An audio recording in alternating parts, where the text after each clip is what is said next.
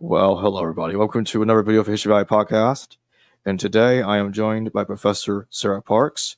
The topic is going to be based upon her book titled Gender in the Rhetoric of Jesus, Women in Q. And for those that are unfamiliar with her, Sara Parks is an assistant professor in religious studies, early Christianity. She joined St. Francis Xavier in the fall of 2022. She was formerly assistant professor in New Testament at Dublin City University, and before that was a Lover Homey Fellow and Assistant Professor in New Testament Studies at the University of Nottingham. Sara's PhD in Early Judaism and Historical Jesus is from McGill University in 2016, where she also did a Master's in Arts in New Testament and Christian Origins. Her recent books are Gender and the Rhetoric of Jesus, Lexington Fortress 2019, which I just mentioned earlier, and Jewish and Christian Women in the Ancient Mediterranean with Shanna Shenfield and Meredith Warren, Rutledge 2022. And I'll have the links to both of these books in the Amazon affiliate links, History Valley Amazon affiliate links in the description below. She teaches and researches gender, the history of women, and the dynamics of inner-Jewish and anti-Jewish polemics in the literature and artifacts of the late Hellenistic and early Roman periods. She is also interested in the reception of those texts and ideas in literature and worldviews today. Sara is committed to inclusive pedagogies and accessible scholarship and has won awards of both teaching and mentorship. With that being said, welcome to History Valley Podcast, Professor Parks. Thank you, Jacob. Very happy to be here. And the pleasure is mine. Can you give us a summary of what Q exactly is for listeners that may not be familiar with it? Yeah, sure. So people who study the New Testament kind of divide it into genres. Some people focus on Gospels, letters of Paul, apocalypticism. And I tend to focus on the Synoptic Gospels, so Matthew, Mark, and Luke, which are the three Gospels that people have noticed over the centuries or millennia that are literarily related. They're in a relationship, a complicated relationship, because there's lots of great big sort of copy-paste sections within Matthew, Mark, and Luke. And the sort of going theory, like there have been many theories put forth for which came first and how are they related. And sort of the one that I think most undergraduates would learn in an intro to New Testament class is called the two-source theory. And the two-source theory is very simple. It just means that behind Matthew and Luke, which share a lot of sayings material of Jesus, sometimes verbatim, there are two sources. One of them is the Gospel of Mark, and the other one is a collection of Jesus' sayings. So the two-source theory says that Mark's Gospel was the first Gospel and provided the basis for Luke and Matthew's sort of biography and actions of Jesus. And this other source that predated Matthew and Luke was a collection of Jesus' sayings, and that provided the material for a lot of their shared spoken material, teachings of Jesus. And we call it Q, which is a nickname. It stands for Quelle, which is German simply for source, the saying source. So Q consists of, it's a hypothesis, right? It's hypothetical. We don't have a copy of it, although we do have some ancient authors seem to potentially refer to it in different ways, the logia of our Lord, or there might be references to it, but it's been folded in, as the hypothesis goes, to Matthew and Luke, so it wasn't kept around in its original sort of sayings list form, which is what people posit. So yeah, that's what Q is. And for my book, Gender in the Rhetoric of Jesus, I simply looked through that material to see if it had anything to say, oh, look at that.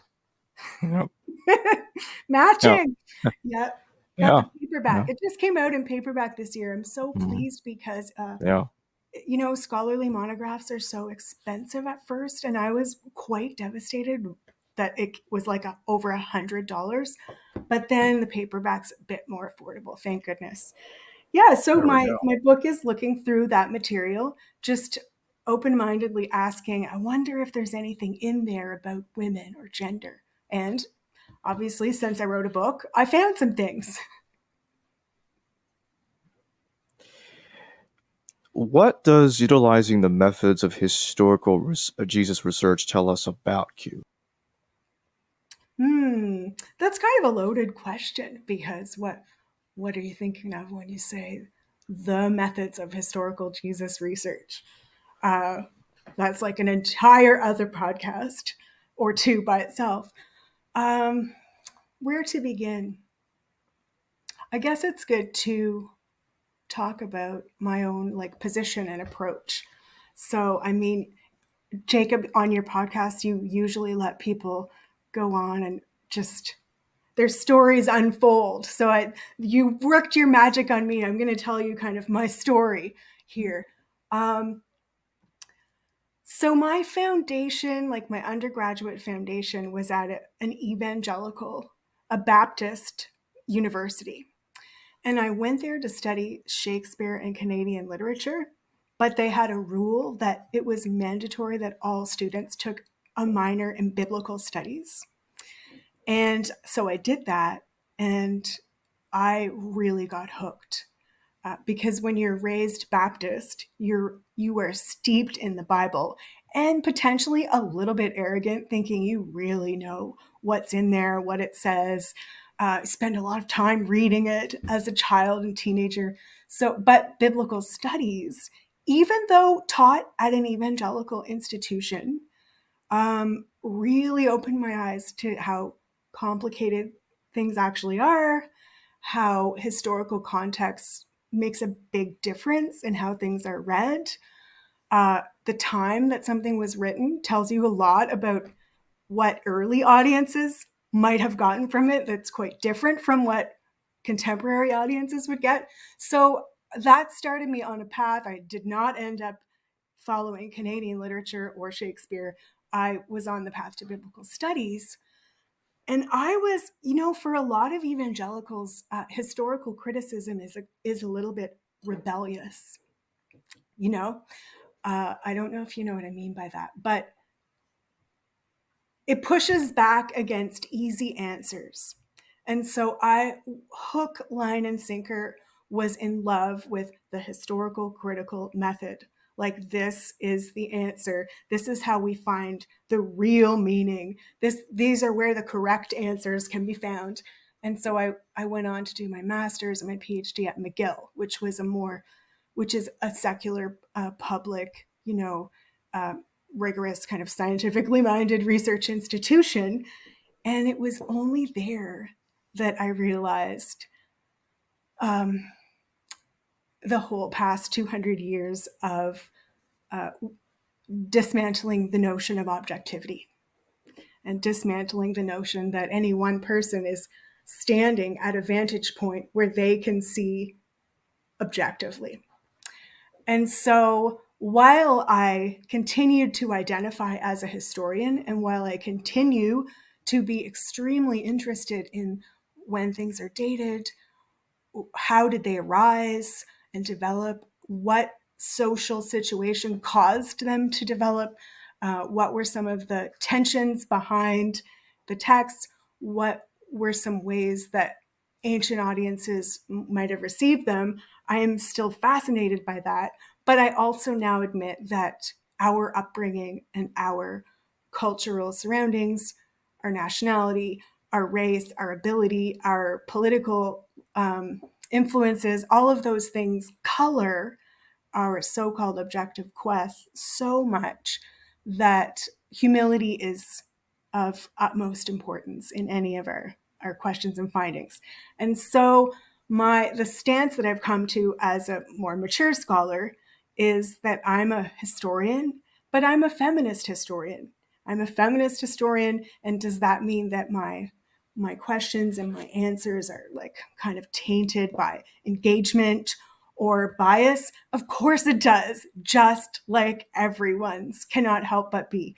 And so I asked of the Q document feminist questions, which were like Are there any women at all here? Are they ignored? If so, why are they ignored? Can we learn about the historical Jesus from a different angle if we consider women when we look at his sayings? And so, yeah, so I did use the quote unquote methods of historical Jesus research, which are to sort of try and determine, is this or that saying authentic, or like along a spectrum of very likely to come from the mouth of a first century Galilean apocalyptic peasant slash sort of um, subsistence class or artisan class Jewish guy. On that spectrum, we try and pinpoint, is this likely to have come in later? Is this likely to have been edited? Does this fit better in a second century context? Does this really help this gospel author's aims? If the saying is different in two gospels, which one came first? All of those things. So I do all of that, but I also do it putting on these glasses of like always thinking about gender and always looking for women and trying to learn, because I'm interested in something about the lives of ancient women or ancient gendered relations, or how Jesus might have treated women around him. So I have no idea if that answers your question. I think it does. So does Q mention women, and what are your views on what, like, let me rephrase that question. What are Q's views from your perspective on women in general? Well, first of all, some might say, wow, there's really not much there. No, not really any female characters. This is a patriarchal document that kind of assumes a man's world, and and there's nothing there for us to learn about women, and therefore go on next, forget it. But I did hit upon something in Q that not very many people have talked about, that is a rhetorical, in my opinion, innovation of Jesus. That's where I stand on the matter, that I refer to as the gendered parable pairs, or more broadly, gender pairing. For example, Jesus would tell the same story two different ways.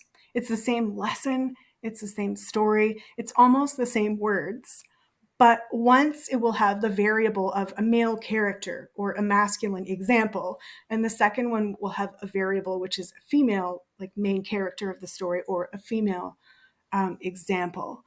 Uh, what would be a good example? There are two sayings that are sort of like a little bit angry about this generation, and each of them points back to characters from Israel's past that were foreign but that are doing better than this generation, which Jesus is angry with. And in the two parables, one of them is holding up the Ninevites, and it's a masculine, like the Ninevite men, as like they listened to Jonah, but something greater than Jonah is here.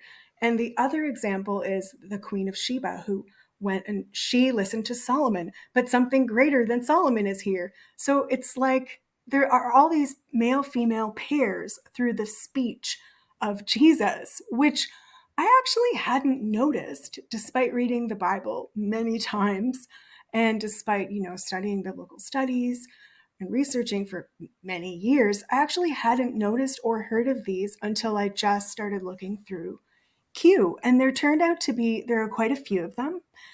And there aren't just parable pairs, there are also little wee tiny places in Q where a male and female example are used, like, fathers and sons, mothers and daughters type thing. Like there's just this tendency to pair, to give male female examples. And so I focused on that, and I did not mean to go into any kind of two source hypothesis. I did not mean to mess with the critical edition of Q. I meant to take it as it is. I'm not really a text critical scholar. Like, I did not mean to play around with what I think is in Q. But in the end, I couldn't help myself. I actually pulled back some material that's only in Luke. Like usually the critical edition of Q is very cautious and it only includes material that's doubled in Matthew and Luke. But I ended up, after looking at this tendency, opining that some gender parable activity in Luke that's special to Luke was actually original to Q as well, or maybe original to Jesus. If people take the angle that the Q sayings are quite close in time and geography to the earliest layer of the Jesus movement, that some people might see those as the more potentially authentic sayings. So I took some I made some adjustments to my, the term headcanon, how you're watching like The Lord of the Rings, but you have certain things in your headcanon. I have a headcanon of Q that's different from the critical edition. So yeah, this pairing. When you say you think it's contained in the earliest layers of the Jesus movement, or could be, how early are we talking about exactly? Well, we don't have a manuscript, just like many other things in antiquity, but I want to say contemporary with Paul. So maybe, or contemporary with Mark, because it has to be before Matthew and Luke. And people date at least Matthew fairly early, like the 80s. So I think the majority of Q scholars would put it in the 50s, 60s. I think pre destruction of the temple. So basically, it's either being written around the time of Paul or between Paul's death, whenever that was, and the Yeah. temple's destruction. Yeah. Okay.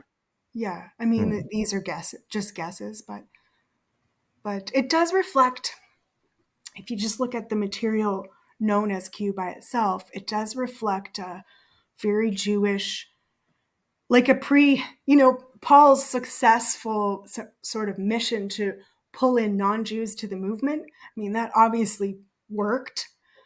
Q seems not to be interested in non-Jews at all. It's by Jews for Jews. So that to me could help put it quite early. Um, it doesn't have any interest, as far as we know, in some kind of Christology. It's more interested in Torah, proper Torah interpretation, the coming judgment, like a coming apocalypse that's coming very quickly, things like that, and like moral teaching. So I don't know. It rings.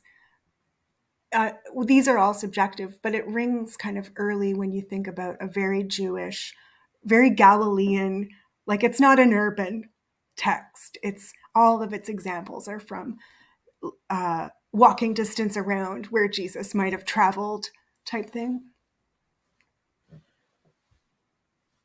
Do you think that Jesus said a lot of what the Q document attributes to Jesus, or not much of it, or virtually all of it? Um, I don't think there's a way of verifying that. But I do think that people tend to kind of rank Jesus sayings. I know that the Jesus seminar voted at one point with little colored beads, like Jesus definitely didn't say this. Jesus could have said this, but probably didn't. Jesus probably did say this, or I definitely think Jesus said this. So, I mean, we can all do that using whatever criteria come to mind. I know that the Jesus seminar weren't really in favor of an apocalyptic Jesus, which, I mean, I do see the earliest layer of the movement as a very apocalyptic. I think that both Jesus and Paul did uh, tell people that the end was coming soon. One of the main reasons why I think they both did say that the end was coming within the lifetime of the people around them is that that didn't happen. So why would such a thing be made up? Why would a prediction that didn't come true stay in the tradition if it weren't authentic? So yeah, I think if we are to find any words of Jesus, they will likely be among the Q documents. But I mean, the Gospels are in Greek. Jesus probably wasn't speaking Greek other than a little bit of shopping. Q is probably in Greek because otherwise, why would the sayings be in such a similar style and verbatim, even though Luke's style and Matthew's style are not particularly similar? So even Q is not some kind of raw material exactly from the mouth of Jesus. It's a construct. It has its own theology. It has been translated. So I don't think we're going to have an easy fix of oh, phew, we picked up, this is basically Jesus' diary. It's not like that. But yeah, I think there is authentic material there.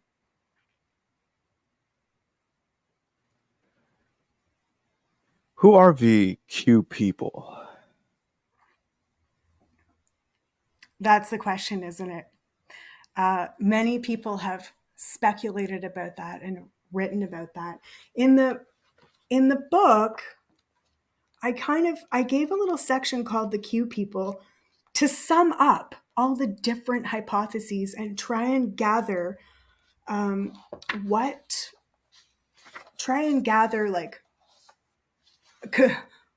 are the things that people sort of agree on here. And I'm going to find it. Sorry. This doesn't make for That's good okay. Don't worry about it. It's fine. Flipping through a book. Yes, so Q and the Q people. I have a nice little list. This is not necessarily my view or not necessarily something one can prove. This is a list of what I think might be the majority view. A, Galilean provenance. So it comes from Galilee. B, a deep interest in Jesus' teachings. So these people really cared what Jesus said, the material that he taught, coupled with a seeming lack of interest in Jesus' biography, death, any resurrection stories, seemingly mainly interested in the teachings of Jesus. C, use of the language of the basileia of God. So the kingdom of God, rule of God, that concept is very important in this material. D, an interest in both sapiential witticisms and apocalyptic warnings of judgment. So that's often set up as a dichotomy. Is this a wisdom book or is it an apocalyptic book? It's definitely both. It's definitely drawing from rich earlier Jewish traditions of wisdom and of the smaller tradition that is apocalypticism that maybe goes back to the prophets in some ways. So that's both in there. It refers to earlier Jewish scriptural traditions. E, references to itinerant prophecy. And that might be our biggest cue about these people. What they were maybe doing was going out, maybe in twos, trying to spread their message and hoping to be welcomed as guests. They were taking nothing with them. They were kind of beggars going to say God has a message and you have to listen. It's very urgent. So roaming around trying to convince people of whatever their message was, which was probably something about the kingdom was coming very soon and we have to repent and maybe be more Torah observant and things like that. F, a rural agrarian demographic that is Jewish as opposed to the more urban and mixed demographics that we see in the New Testament. So yeah, very rural concerns. And G, a subversive or countercultural tendency. These people felt like a minority. And in some of the verses, you get the sense that they felt persecuted or hard done by or upset that people were not all coming on board very easily and that there were some angry things that they were supposed to do. Like if someone in the community didn't listen to them, they should like shake the dust off their sandals before they leave, and just as a way of saying, like, you know, God is going to deal with you, like, forget it, you're not worth our time, type thing. So that's the picture swirling behind the collectors and users of this sayings material. They were Jesus followers who kind of went around baptizing or preaching, hoping that community members would see things their way.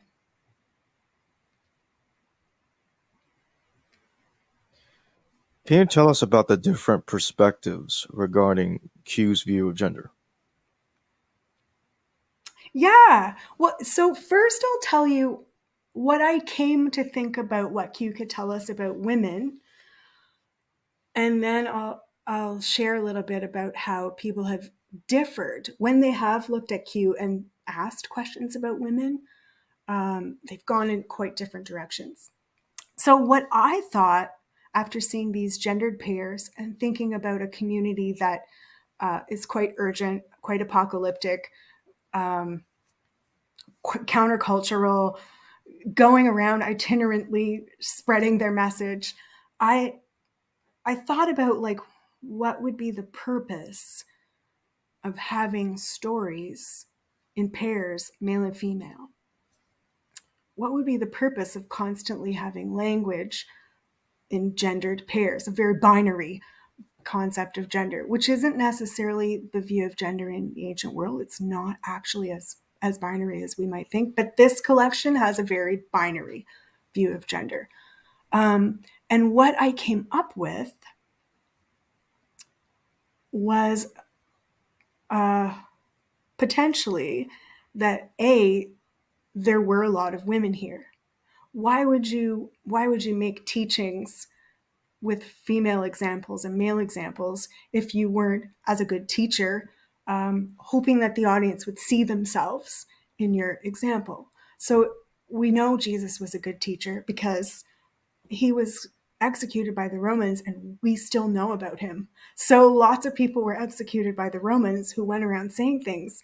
But this one, we actually are still talking about, and billions of people worship him. Therefore, I would say he was probably a pretty effective teacher. He was convincing, he was compelling. And so, if Jesus was a compelling teacher, why would a good teacher always put things in, give examples that were in pairs? Because there were women in the group, lots of them.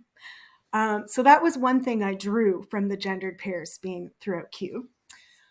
And then the second thing I drew or draw was that if these are our itinerant Jesus followers who think the end is coming, and late, I didn't say this in the book, but there is a lot of later tradition about, like, male female missionary pairs way down into the patristic period. Jerome and Paula, like, sister wives were sort of celibate, a male female celibate pair, but having a man and a woman go around is a good way to be accepted into a community. It looks totally normal, right?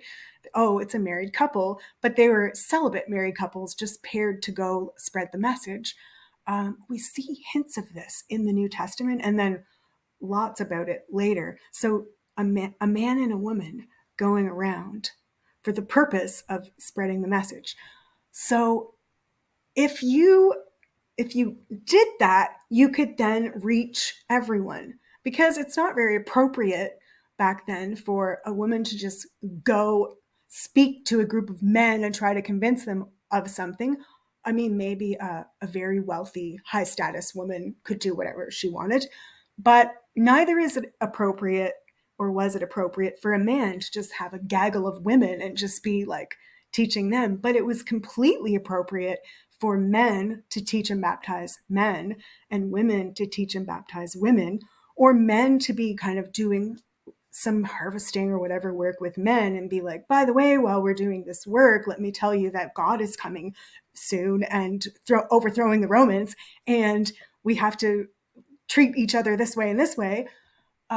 And likewise, women could be doing womanly stuff at the time and spread the message that way. So my takeaway from the gendered pairs in Q is that A, there's tons of women in this movement, and B, they had a function. The gender pairs were there because Jesus was a good teacher to the men and the women, but they were also there as teaching tools that the men and the women could go use to try and convince others. But you asked me how other people have received this stuff, and it's the whole gamut, all the way from, on the one hand, Amy Jill Levine has said in some places, not everywhere, but in some places, like there's no like feminist Jesus in Q. Like that's way overblown. These gender pairs really don't mean much. It's still androcentric language at the end of the day. It still seems like a lot of men at the end of the day. There's still 12 male disciples. They're still brothers. Like, don't make too much out of this. So there's that end of things that's like there's nothing to be said about women in Q because they're practically non-existent. Also, William Arnell, a scholar whose work I really admire, who has done some amazing stuff on scribes. And I recommend William Arnell's work on scribes. He posited, though, that maybe Q just likes to repeat variations on a theme because these are scribes and that's what Jewish scribes love to do. And so maybe there was a Jesus saying and they added a variation on it because in later rabbinic stuff, we see so much of that. And he said, so the gender pairs don't point to any real gender in real life. All the way to the other end of the spectrum, where people can say, like Louise Schotroff, who, may she rest in peace, was sort of a liberation theologian, feminist liberation theologian, and people like her who conclude, wow, look at this, embedded in the very earliest material from the mouth of Jesus comes proof that, God's kingdom is gender egalitarian, and the biblical text, endorses complete equality, and like Jesus led the way in teaching and preaching equally to men and women. So you have really different responses to the same material. And then there's a few scholars who are more tempered, like Alicia Batten, who says, like, this is something. This gender pairing in Q is something, and it does point to gender egalitarianism, but we shouldn't leap to Jesus was a feminist and isn't that so great compared to those terribly patriarchal Jews at the time? So she says, like, no, there were women in Jesus' movement because pretty much from the time of the Republic into the early Roman period, going in sharp decline after kind of the ideas of Augustus really took hold. She said, it was kind of a time of flourishing for women in a bunch of different ways. We see examples of women queens, Jewish queens. We see women taking sort of political leadership, doing political protest type actions, like in the Maccabees, owning property, seeking divorce and getting divorce, being like small business owners, just all kinds of, we see all kinds of examples where women maybe had a few options. It wasn't just completely dark ages. So she says the gender pairs do give us evidence of some egalitarianism in the Jesus movement, but the upshot of that isn't that Jesus, it was so different. It was more that this was possible. This was a possibility at the time. And so in my book, I kind of said, everyone is right in a way. When A.J. Levine is coming to this text and saying this is not a feminist Jesus, she's absolutely right, because feminism is an anachronistic concept. It absolutely didn't exist. And the leap from much feminist Christian scholarship to a Jesus, who is not Jewish, he's over and against Judaism, is too easily made. It's made often. It's really lazy. It's not appropriate, and it has bad consequences. So she's right in that caveat that this is not like a rosy feminist Jesus versus all those terrible Jews. Um, and Shatroff is right that there's no mistaking some egalitarianism here. This is not Jesus saying one lesson for the ladies and a different lesson for the men. It's Jesus constantly offering the same didactic piece, almost verbatim, to the men and women in his audience, that expecting them to have the same intellectual capacity to like interpret the meaning of the saying, expecting them to go do the same actions from the saying, expecting it's sort of they have a religious and an intellectual equality. And it's like Jesus assumed in the basileia or the kingdom, gender is irrelevant. Like that is not a criterion that would let you in or kick you out. It doesn't matter. That's not what this is about. So yes, Shatroff is right that these are egalitarian, but I think Alicia Batten hits the nail on the head when she says, like, yes, they're egalitarian and they're not a rosy feminist Jesus. So that's I hope that the upshot that people take away from the conclusion of the book is that feminist scholarship doesn't have to redeem sacred texts and make sure that they say feminist things. But we do have to look for women and think about gender when we look at all of the ancient evidence, because it brings things to light that teach us about other things besides gender, like maybe some things about the historical Jesus that we hadn't thought about before, maybe some things about the social context, maybe some things about the strata or whatever. So I hope people take away that you can do feminist scholarship or scholarship on the history of women without throwing Jews under the bus as some foil to Jesus, who was thoroughly Jewish. But also that looking for women answers many more questions than only questions about women. It's like women are half of the people. So thinking about things through that lens always benefits scholarship. Objectively, like historical criticism isn't objective if it excludes questions about gender, because why would you limit your pool of evidence? Yeah. Can you give us examples of gender in Q going from implied and also overt ones? Oh yeah. I forgot to mention that many of these gendered pairs don't have any people in them. So you normally probably wouldn't think of them as gendered pairs. What would be an example? Like some of them have tasks. They're just twin stories about tasks. Oh, here's my list of them. The ravens and the lilies. Consider the ravens. They neither sow nor reap nor gather into barns, and yet God feeds them. Are you not better than the birds? There's no gender there. It's birds.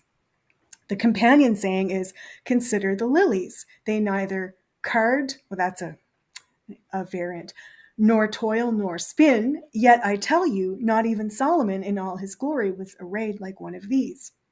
You would not think of that as a gendered pair, but the tasks that the ravens are doing and the task that the lilies are doing are gendered, because reaping, sowing, and gathering into barns would have been largely done by men, and spinning wool and making garments, clothes, would have been definitely done by women. So there are several of these that are additional gendered pairs that you might not have noticed. Or the mustard seed and the yeast, the twin stories. what's the kingdom of God like? What should I compare it with? It's like a seed of mustard that a man took and threw into his garden, and it grew and developed into a tree. And again, what am I to compare the kingdom of God with? It's like yeast, which a woman took and hid in 3 measures of flour until it was fermented. So the yeast and the mustard seed are doubly gendered, because a man is doing the planting and a woman is doing the bread making. But those are actually, even in people's minds, those tasks were gendered. It would normally be. And I had to do a lot of research on just basic, first century ancient Mediterranean gendered roles. Yeah. So in more than one case, there is no man and woman in the text, but it's still a gendered pair when you drill down. So I had divided them into kind of full pairs where there's a man doing something and a woman doing something, but then these other sort of less overt pairs where there's still some kind of gendered language encoded in there if you know the context. Were there gendered parable pairs before Jesus? That's a great question, which I had to address in the book because one scholar asked that question.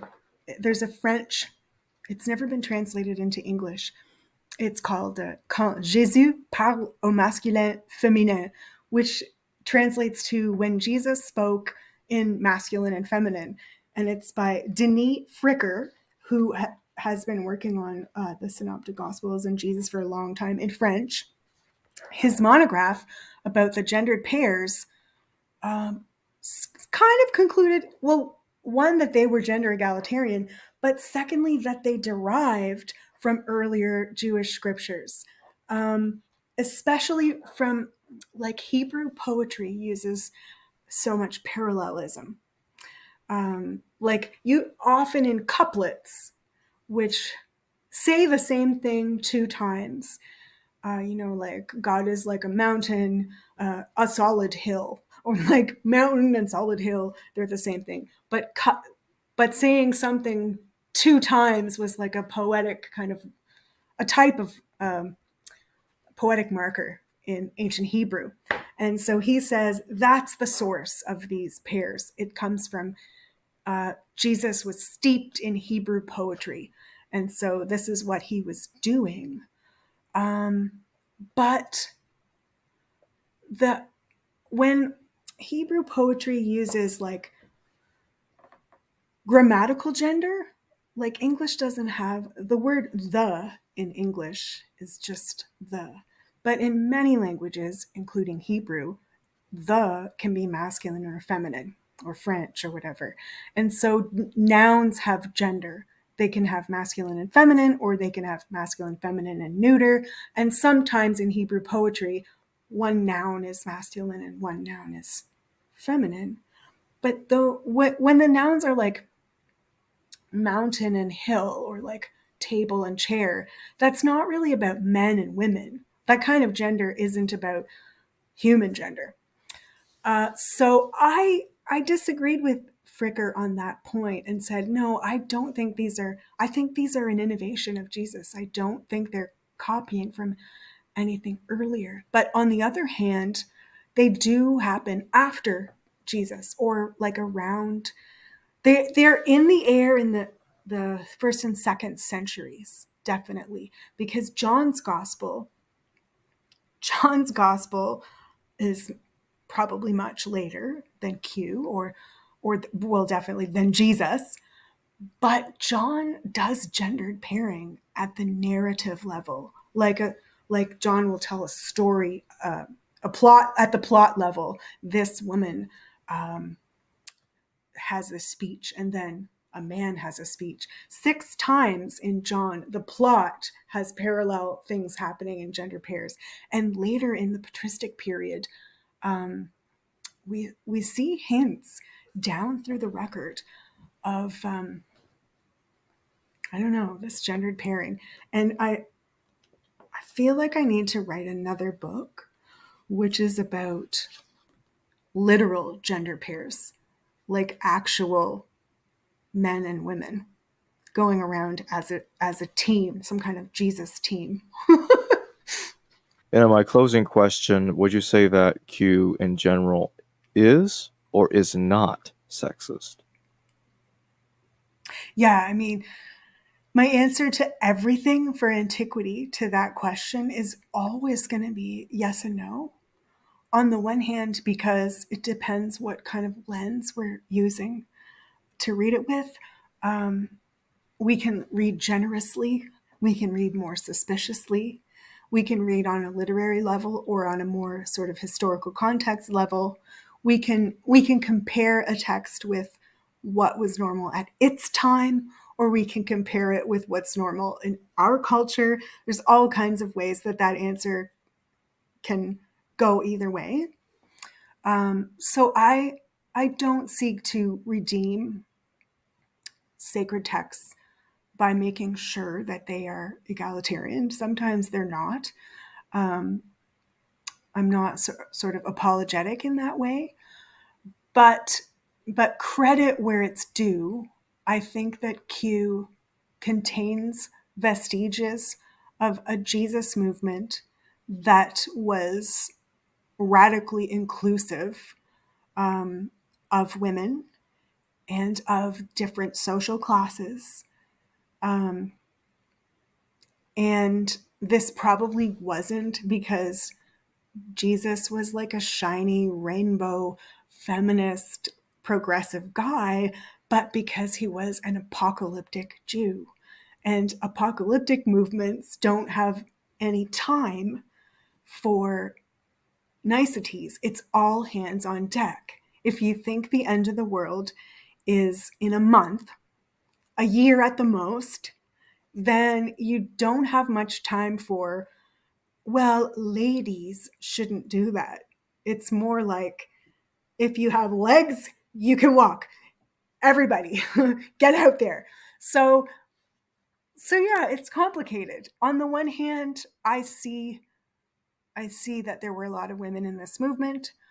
I see that they were valued as workers in the movement and that they weren't excluded in some ways intellectually. There's little short sayings in there that say, on that day, 2 men will be out in the field, one will be taken, one will be left. 2 women will be, at the mill, one will be taken, one will be left. That's kind of individual apocalypse happen. Individually, the apocalypse happens, and one person, one woman, or one man gets one outcome on Judgment Day, and the other person gets a different outcome. So that's actually that makes the woman in the female gendered pair there completely a religious agent, completely responsible for her eschatological destiny. So in that early stage of the Jesus movement, women were not like under some sort of patriarchal caregiver or like automatically going to, a good outcome or a bad outcome based on their husband. This was full religious agency. So I see that, but at the same time, I don't then extrapolate and say like, oh, the New Testament is so progressive and so egalitarian and so feminist, because Q still has lots of cases of androcentric language, and it's still kind of a man's world. And yeah, you can always find more than one answer when you ask a question about something that's important to us today that might not have been important in the past. You can find more than one answer, and that's normal and good. Well, thank you for joining me today, Sara Parks. It's been a pleasure. The pleasure is all mine. Hello viewers, thanks for watching this video from the History Valley YouTube channel. Please don't forget to subscribe and hit the notification bell. And if any of you wish to further support this channel, please consider checking out this channel's Patreon page and becoming a patron, and or donate through PayPal or through Super Chat during your live stream. Thank you.